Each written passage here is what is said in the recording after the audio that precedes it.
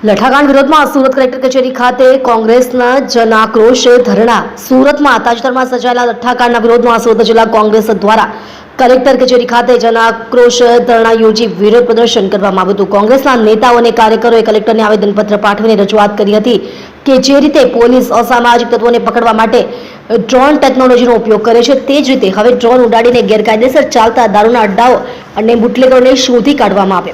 દારૂના દૂષણ સામે કડક કાર્યવાહી કરવાની અને બુટલેગરો પર લગામ કસવાની માંગ સાથે કલેક્ટર કચેરી પરિસરમાં સૂત્રોચ્ચાર કરીને વિરોધ નોંધાવવામાં આવ્યો હતો।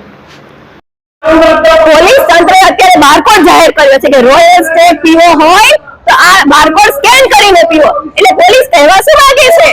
આ ગૃહમંત્રી કહેવા શું માંગે છે કે તમે ખુલ્લેઆમ દારૂ પીવો એવી છૂટ આપે છે? પીવો હોય તો પીવો પણ બારકોડ સ્કેન કરીને। એટલે આ શું છે?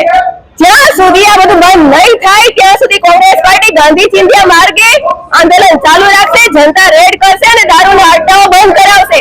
લઠ્ઠાકાંડ થયા બાદ કેટલા બુટલેગરોને તમે પકડ્યા, કેટલા લોકોને તમે પકડ્યા, કેટલા લોકોને જેલમાં પૂર્યા, કેટલા લોકોને સજા આપી?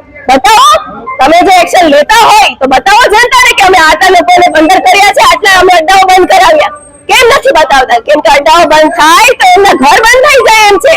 પોલીસ ખાતાઓ અત્યારે હપ્તાખોરી, દારૂના હપ્તાખોરીથી જ ચાલી રહ્યા છે ને એના કારણે જ એમના ઘર ચાલે છે। જો અડ્ડાઓ બંધ થાય તો એમના ઘર બંધ થઈ જાય। આ બધું વહેલી તકે બંધ થવું જોઈએ કેમ કે ગુજરાતની જે દીકરીઓ છે એ ભાઈની હોળી બની રહી છે, ગુજરાતની બહેનો, ગુજરાતની માતાઓ દીકરાની હોળી બની રહી છે। આ બધા માટે જવાબદાર કોણ છે? ગૃહમંત્રીને શરમ આવવી જોઈએ અને રાજીનામું આપી દેવું જોઈએ।